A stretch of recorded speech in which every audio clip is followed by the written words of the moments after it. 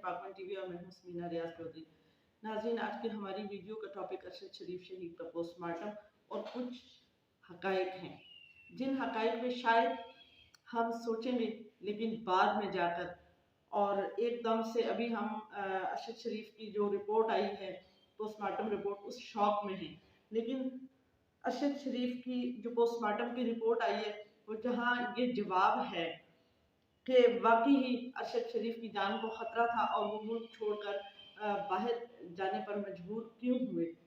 जहां हमें इस सवाल का जवाब मिल जाता है, वहीं पर ये इब्तदाई रिपोर्ट जिसमें कुछ मामूली से निशानदेही कर दी जाती है, ये इब्तदाई रिपोर्ट होती है, वजह मौत इसमें सामने आती है। ये इब्तदाई रिपोर्ट वहीं पर बहुत सारे सवाल भी उठा रही है। इन सवालात को देखते हैं कि ये बाद में कहाँ तक जाकर, जिस तरह पोस्टमार्टम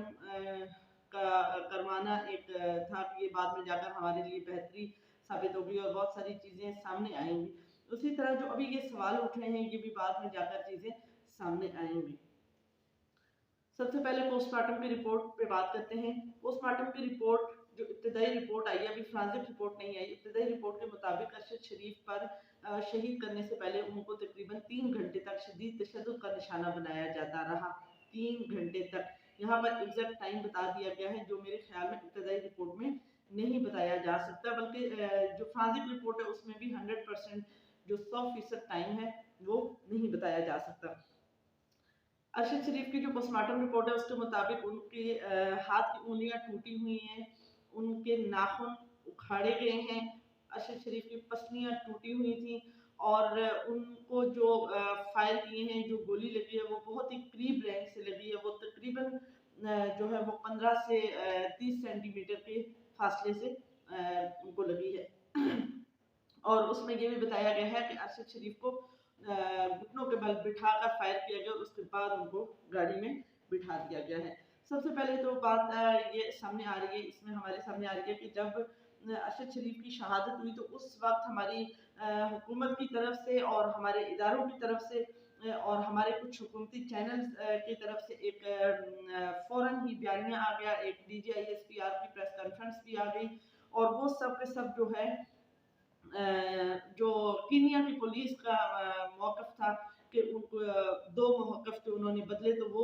उन्हीं को सपोर्ट कर रहे थे और उसी की बुनियाद के ऊपर बात करते हुए नज़र आ रहे थे, जो कि वही कि पहले एक बच्चा अगवा हुआ और उसकी गलतफ़हमी में फायर किया गया। उसके बाद ये कि गाड़ी को नाके पर रुकने की इशारा किया गया और गाड़ी नहीं रुकी। उसके बाद उन्होंने 2-3 अपने बयानात तब्दील किए, जिसके जो बाद में गलत साबित हो गए और बदकिस्मती से हमारी हुकूमत ने, हमारे इदारों ने, हमारी सिक्योरिटीज़ ने भी, तहकीकाती इदारों ने भी उसी बात को लेकर वही बयान दिया और फ़ौरन DGISPR ने भी इसके ऊपर प्रेस कॉन्फ्रेंस की और उन्होंने भी कहा कि ये पुलिस ने ये बात, कीनिया की पुलिस ने ये बात वाज़ेह कर दी है। अब कीनिया की पुलिस के गलत नैरेटिव को लेकर, एक गलत बयानिए को लेकर हमारे अपने मुल्क ने भी उसको फ़ौरन ही सच मान लिया, सच की का इंतज़ार किए बिना। उसके बाद दूसरी बात यह कि जो एक पोस्टमार्टम अरशद शरीफ का हुआ था कीनिया में और दूसरा जो पोस्टमार्टम है वो इस्लामाबाद में प्रिंस हॉस्पिटल में बड़ी सोच विचार के बाद करवाया गया था और अरशद शरीफ की फैमिली ने खुद इसरार करके ये करवाया था कि ये चीज़ें कुछ सामने आ सकती हैं बाद में।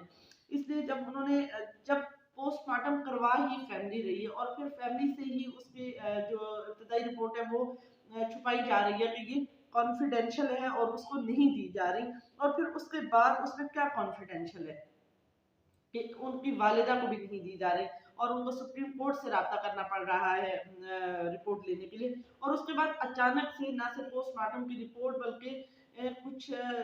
तशद्दुद की तस्वीर जो है अरशद शरीफ की आपने देखी हैं, आप अभी वीडियो में साथ देख सकते हैं। ये तस्वीर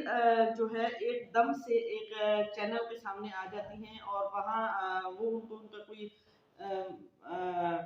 कह रहे हैं, कामरान शायद साहब कह रहे हैं कि उनके जो सोर्स हैं प्रिंस हॉस्पिटल में उनको वहाँ से मिली हैं। तो ये एक बहुत बड़ा सवाल है कि जहाँ पे पहले उनकी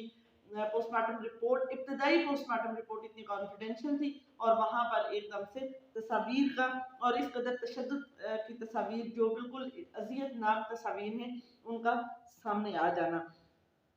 और इसके बाद जो दूसरी बात है कि अभी तक की इब्तदाई रिपोर्ट है, फ्राजिक रिपोर्ट अभी तक नहीं आई और इस इब्तदाई रिपोर्ट में जो चीज़ें सामने आ रही हैं, ऐसी बहुत सारी चीज़ें होती हैं जो इब्तदाई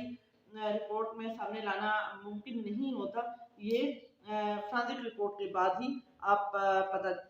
कर सकते हैं। अब ये जो सबसे बड़ा सवाल कि अरशद शरीफ को यहाँ पर खतरा नहीं था, इस सवाल का जवाब इस इब्तदाई रिपोर्ट से मिल गया है। और जो बात जो सबसे बड़ा सवाल खड़ा हो गया है वो इस रिपोर्ट को देखते हुए एक बहुत बड़ा सवाल खड़ा हो गया है कि ये पहले इतनी कॉन्फिडेंशियल थी और फिर एकदम सामने आ गई है और उस चैनल के सामने आई है और वो अब हुकूमत के जो फोकल पर्सन हैं वो भी इसको लेकर चल रहे हैं। ये पोस्टमार्टम की रिपोर्ट देखते हुए एक सवाल ये भी उठता है कि वो कौन था जिसको इतना शदीद गुस्सा था अरशद शरीफ के ऊपर कि उनको इस कदर अजियत देकर उनकी जान ली गई, और वो कौन से राज थे, वो कौन सी बातें थी जो उगलवाने के लिए या अरशद शरीफ से वो बातें मनवाने के लिए उन पर इस कदर तशद्दुद किया गया। जो मेरे नॉलेज के मुताबिक इस पोस्टमार्टम का बहुत जल्द हम देखेंगे कि इस पोस्टमार्टम का जो रुख है वो किसी और तरफ मोड़ दिया जाएगा कि जो एकदम से इनकी सोच, इनका नैरेटिव, इनके बयानियाँ तब्दील हो गए हैं एकदम से बगैर तहकीकात किए। एक बेवकूफ़ों की तरह आप कीनिया पुलिस के गलत बयानिए के ऊपर यकीन कर रहे हैं, इन्वेस्टिगेट नहीं करवा रहे और उसके बाद एकदम से पोस्टमार्टम रिपोर्ट कॉन्फिडेंशियल हो जाती है और फिर एकदम से सामने भी आ जाती है। और वो चीज़ें जो फ्राजिक रिपोर्ट में सामने आती हैं हैरत अंगेज तौर पर वो इब्तदाई रिपोर्ट में सामने आ गई हैं। तो ये सारी चीज़ें बहुत बड़े बड़े सवालात छोड़ रही हैं जो आगे जाके हमारे सामने आएंगी और इंशाल्लाह हम आप तक पहुंचाने की पूरी कोशिश करेंगे। इजाज़त दीजिए, अल्लाह हाफ़िज़।